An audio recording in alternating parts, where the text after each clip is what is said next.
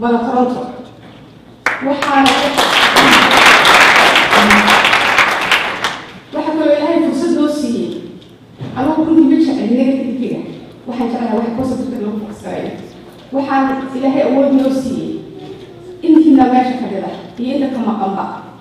inaan shirweynahaasi caalamka laga daawanayo ee aynu isugu nimid qabyada diaspora inaynu fadhigaraysanay ourselves inagu inaynu abaabulanay waa self funded inagu awoodda aynu u yeelanay ilaahay loo sameeyay baan ku mahadinayna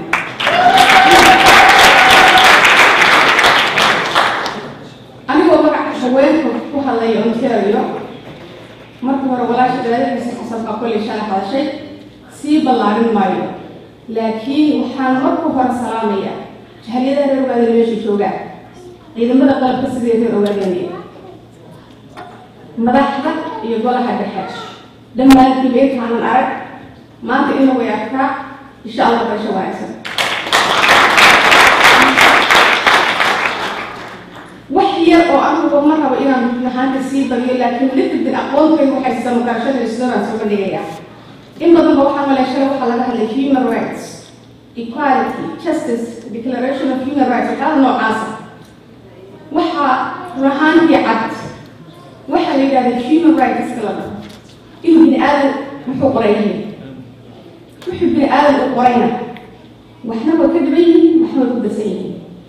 waxa cad oo rahanti human rights aad aragtaan declaration of human rights freedom of justice equal before the law to live for shelter for everything or living تضبط literally dadkii qorada sometimes baa yidhaahdaa taasina waa jirtaa soo ma marka waxa weeyaan dadku waxay isku mashquulna in badan violation baa dhaca justice of course dadkii sameeyay baa violate garanaya waxa kugu cad dadkan qoray declaration ka ay participate gareeyay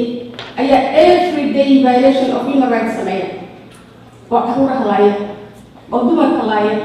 oo dalal aan loo basan huduuda haddaynu isku mashquulino oo niraahno waana la violate gareeyo inuu oohin la fadhino waxbay la soconayaan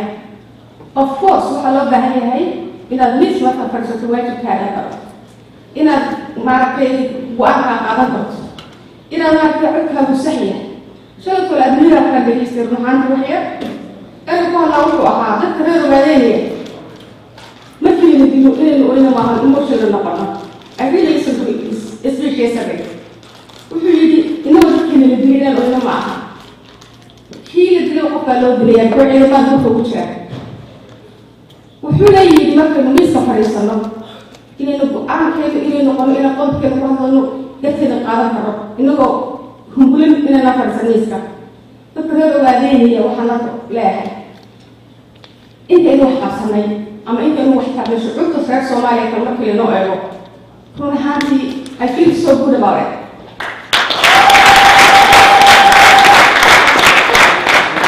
trust me I feel so good about it وحاجة حدي أنا little bit about justice iyo human rights courts gas أدون كل شيء فيها بنان يتوجه بنان وياه وحدا شيء ما يفير ولا رجع مرقبة أنا مرة إذا كمان political محكمة لأنه هو واحد يمكن يقولها و 15 years old هو مركز القاضي he qualifies على دفع child soldier حتى لو كنت أنا موجود only 15 year old age وياه ما كل شيء فيها بنان ويشرب الأدون وكشف ابن آدم هو إسلام مرجع ما حدهاش أوجاتها واحد قصة مثلا قصتها لكن no focus about emotional aspect of what violation اللي نسميه تسوى good case هلا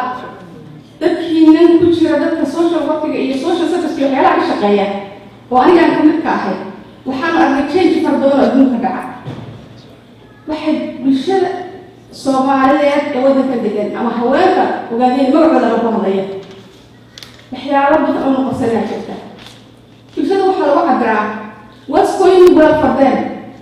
what's working well for them what's not working for them وإحنا نشقي وإحنا ما نحكي أنا كاري بس إحنا نشق الجعير حرية دور محاضرة العقل إنه بحنين شنو نقول أقولني إلهي سكان كسينا شنو معنا that's what's going on for us وحكى له قال نوع قبل إن إحنا نسوينا القوة قلنا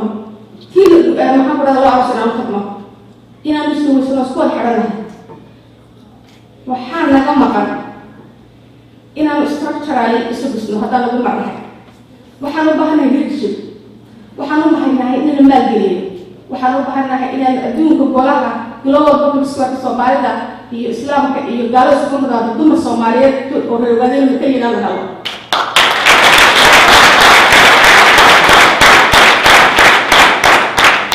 taasi waxa loo gaaraa waxa wali waxyaalaha weyn uga faras waxa kamid ah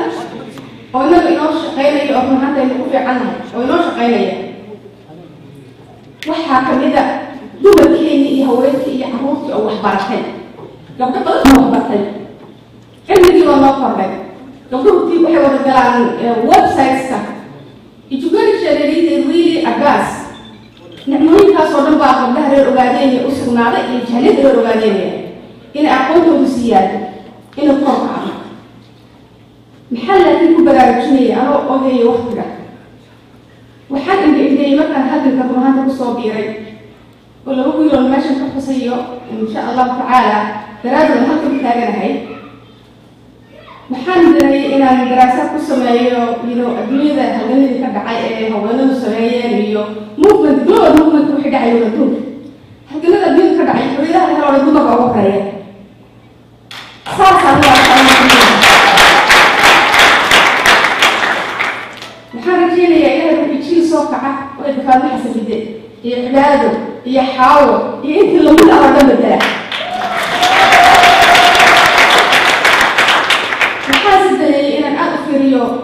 qowmiyadaha adduunka yimid ee oppressiveka loogu magacaabo ama soo mara dhibaatooyinka waxyaalaha kaga baxeen oo hadalkeena ku xoogaysan karo beriga maraykanka jooga waxaan la kulmay gabadh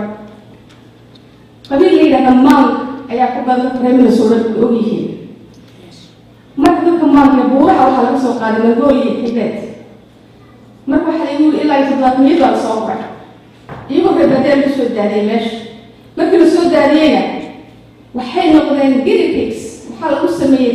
tababar u tababartay social issue wada farbatay markaas waxaa la yidhi maxaa kula meesha halkigii ee social workigii shaqa laga dhigtay marka gabadha wada shaqeyn waxay ku dhaxaleen way shaqada waa fikriyeen sababta ku nash kuna sabab samxay dadka shaqada sababay ku tiri wax ka fiican baan hada saxan ku wax ka fiican aan jirin waxay soo baxay jaamacad degree looga qabato markaas ayay okay dib ma taan fikra gabadhaasi waxay ku tiri weli way la fadhiisatay waxay dhaxaleen way dadkeeda si aan loo bixin ma jirto we went through the hardship of human being so much laakiin dusha inay change garayso directionkii ama wacyigii ay ku noolaayeen oo runtii asad garayeen change they have to have mental thinking fundamental change waa inuu dhacaa si halgankaaga ama maaragtay waxa sameynayso you have to have fundamental change waxay tiri waxaan odayaasheedii iyo aqoon-yahankii baa fadhiistay bay tiri qofkii wax baranaya ee dadka kamid ah waa inay ama noqdaan bay tiri dhakhtar ama inuu lawyer noqdo waxay tiri dhakhtar haddaan noqonin inaga isla weynayna haddaan lawyer noqono dadkii waa difaacayna hadalkaas inaad bay iga dhaadhacay waxaan marka haweenka Soomaaliyeed ee maanta dhegeysanaya haweenka reer ogaadeenaya ee dunka dacwadooda jooga iyo walaalkay hadda meeshan shirka soo qayb galada aan kula dardaarmaya education waa the key wax walba halgankeena haddaad dadkaan structure haddaad inaad maarka milestonekiisu haddaad rabtaan inaan noqono bulsho iyada hadda ka saqariyo ku yidhi waxaan rabnaa geeska africa inaan movementkii mid iskoo ka gargarayno which is really okay to do that but laakiin haddana waxay jirtaa inaad aqoonta korsato inaad structuralist istoo tiraahdo this is my direction I'm going waa inaad diversified noqoto waa inaad korsato haweenka marka waxaan leeyahay walaalahay iyo inka geysanaysaba horta waxbarashada lagu dadaalo kii haddii wadankeennii xoroobo oo la yidhi wadanku xoroobaya insha allahu tacaala gabdho waxbartay inay joogaan loo baahan yahay haweenku ma aha lacagta kaliya inay bixiyaan haweenku waa lafdhabarka halganka haweenku waxa weeyaan kuwa aan ka dhaqaaqin kuwan forsadka oo kuwa ooyaa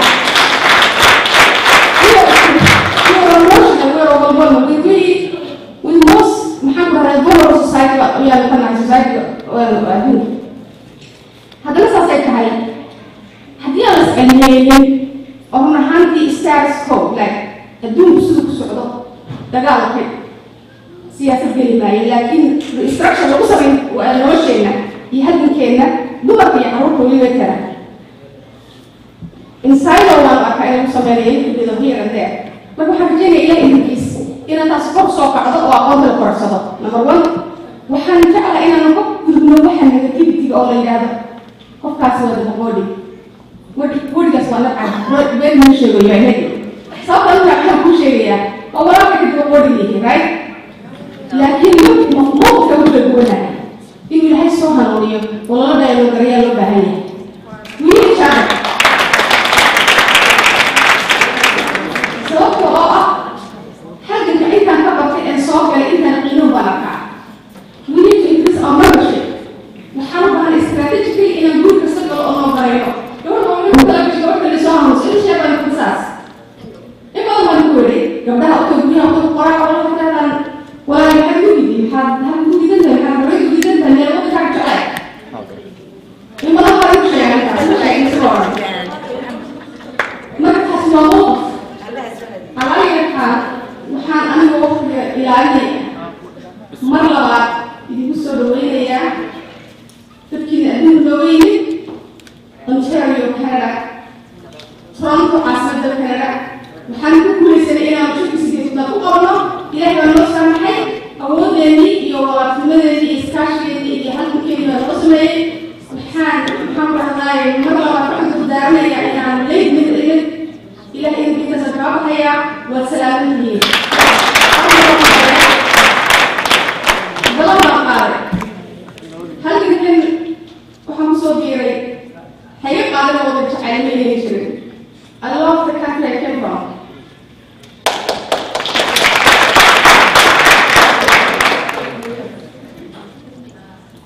walaalka Cabaas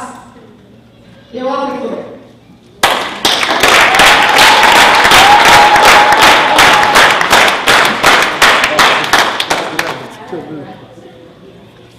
والله ما قارن معاندي يبدا لما كان اصبحت اللي هو يسوق عن كان يسوق عنه ما كنت ما سنتين ادي لو قارن سمك سميسان حتى لما قريت الجواب وين وقت لي waxay tahay education unity dialogue maxaa ku dhahday iyo iskaashi ilaahay idinka ka sii qodad ogaadeen xaroodo wadakana xaroodo ilaahay cadawga nabad u qaado